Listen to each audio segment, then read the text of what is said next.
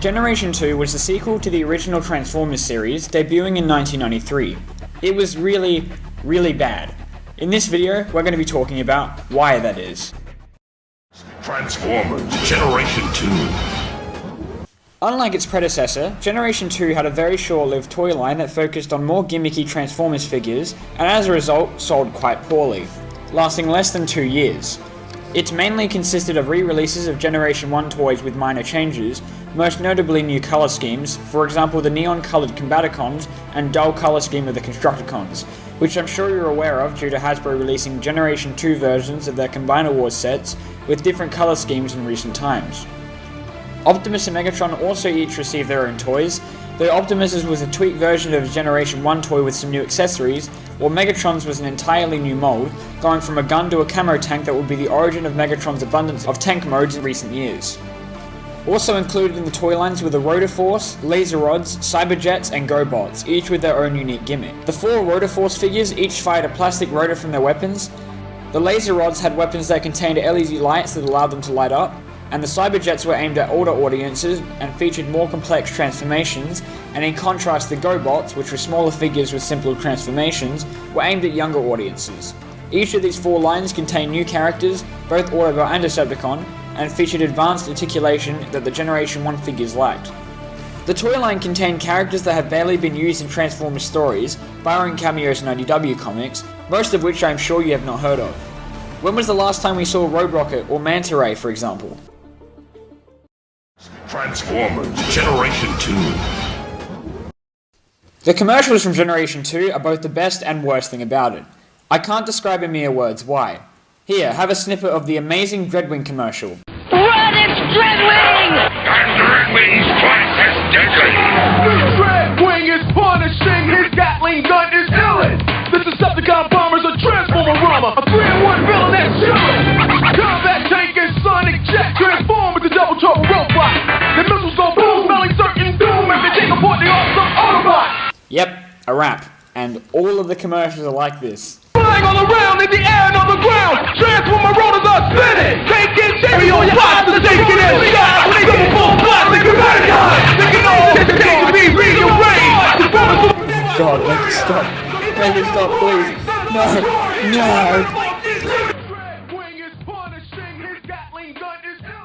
Generation 2 came out just before Beast Wars, at the time of the birth of widespread 3D animation.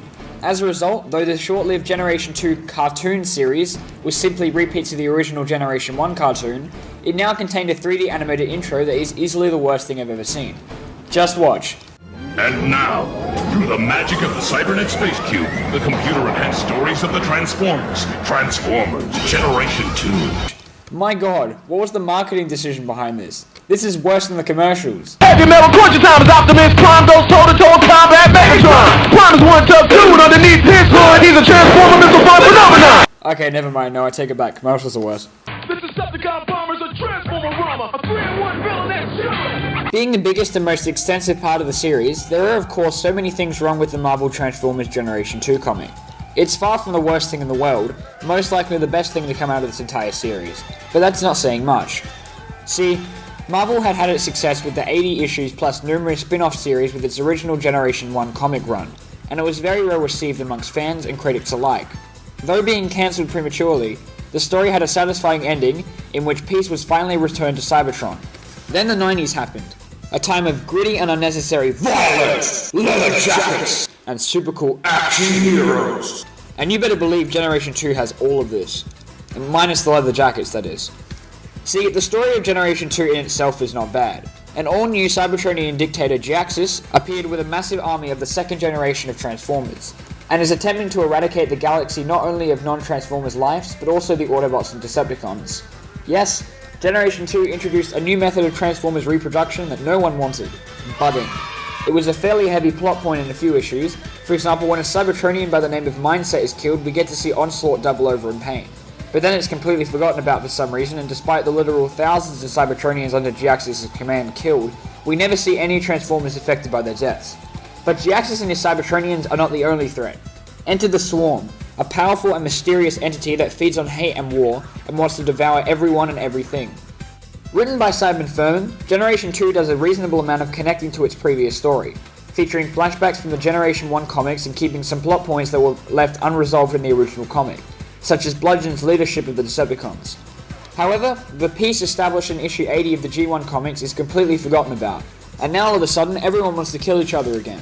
Even worse, the Autobots have become vicious killers, slaughtering Jaxxus's troops with no remorse whatsoever. Some of the Autobots even seem to be enjoying the bloodshed. I mean, Blade sure looks like he's enjoying himself. There's also some subplot about Starscream becoming ultra powerful, but it's so poorly done as opposed to, say, the Underbase saga of the original G1 comic, which wasn't exactly the best thing ever. And yet G2 makes it look amazing in comparison.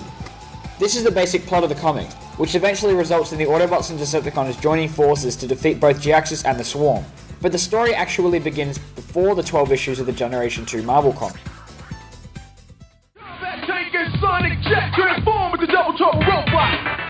See, before commencing as its own comic series, Generation 2 began in a G.I. Joe comic, where Megatron has a new body gifted to him by Cobra after he tried to kill them all.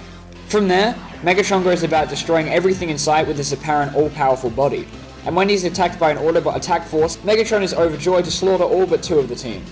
This crossover with G.I. Joe leads into the eventual G2 comic, as the comic saw G.I. Joe characters appear every now and then do essentially nothing.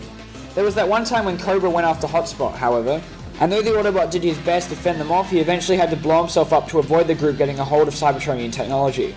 This kinda reminds me of something.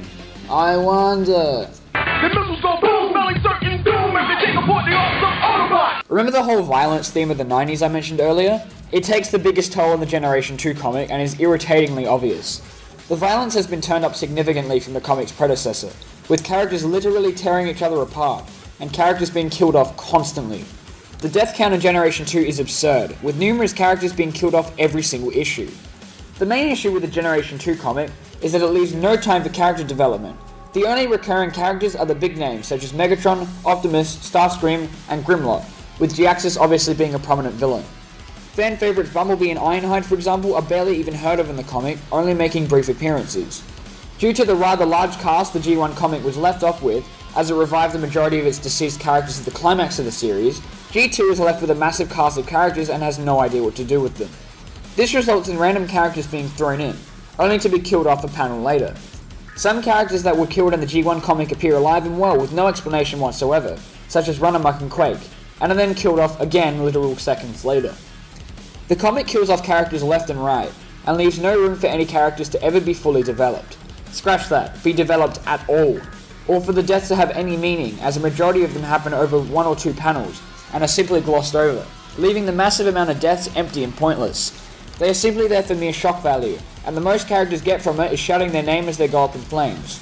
Some characters don't even get that treatment, such as Joyride and Skullgrin, who only received 1 panel to get blown up.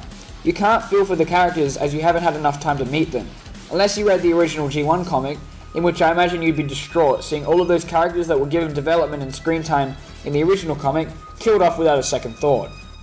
None of the deaths have any meaning or a lasting impact, they just happen. This is one of the things that makes the G2 comic so empty and lifeless, to me at least.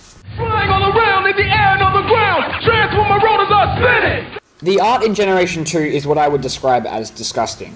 Character models are weirdly off and blocky, the colours are dark and dull, and Transformers are drawn with really disgusting human qualities and proportions, with seemingly infinitely extending necks made from wires and tongues? Characters are commonly drawn with lubricant or some sort of liquid around their mouth, such as when Megatron survives his fall from Earth's orbit and approaches Optimus Prime. What is that? That and the Transformers are also once again given teeth for no apparent reason, but it's done even creepily here. The Generation 1 comic had bright and vibrant colours, and each page was appealing to look at.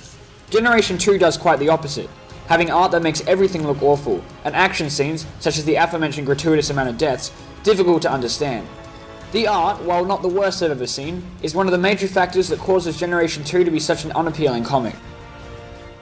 Change before your eyes, that's a roll of shooting guys when they get into a battle, they be winning! Every Transformers series is plagued with advertisement of the toys, but Generation 2 has very little time to do so due to the constant action and limited story space. As a result, the new toys such as the Rotor Force and Laser Squad are incredibly shoehorned into the series, being created from the leftover Decepticon shells created by Bludgeon and the power of the stolen Creation Matrix. And yes, they do exactly the same thing in the comic that the toys do. They literally shoot massive rotors at their enemies and then stop to reattach them. Yes, really, it's great.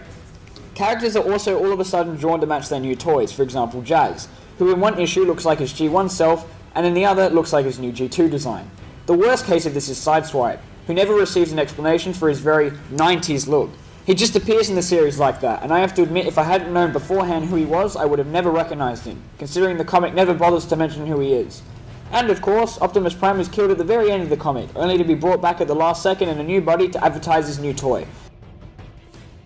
Blazing in the dark, laser rod guards, metamorphing into warriors! Generation 2 also had two other accompanying stories from other countries. In the UK, a publishing company by the name of Fleetway took up Generation 2. They only lasted 5 issues before they were axed, and 3 of those issues were reprints from the US comic. You did your best, guys.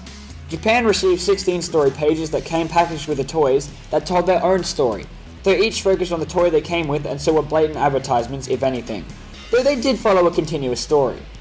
Japan also had a comic special known as The New Battle, with 3 exclamation marks for emphasis I assume, detailing the beginning of the Generation 2 wars and debuting the mysterious substance of Force Denied, which would become a staple in later Fun Publications comics. Electro-Volt, Sizzle-Jolt, fighting with lightning laser blades! Generation 2 is not the worst thing to happen to the Transformers brand. In fact, it's far from it. And the comic is not the worst comic ever, nor is it the worst Transformers comic ever.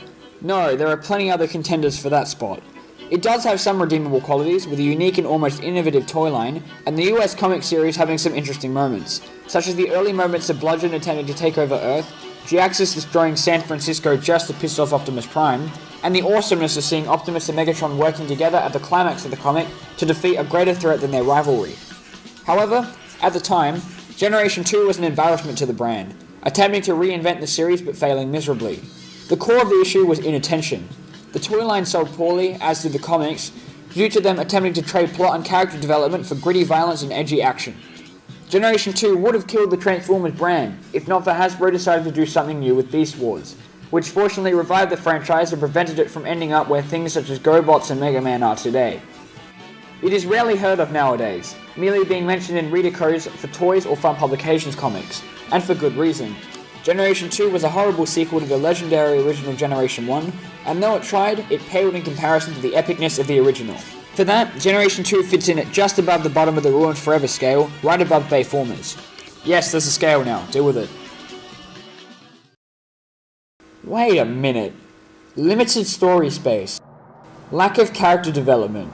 Nonsensical plot. Disgusting art. Gratuitous death. This reminds me of something.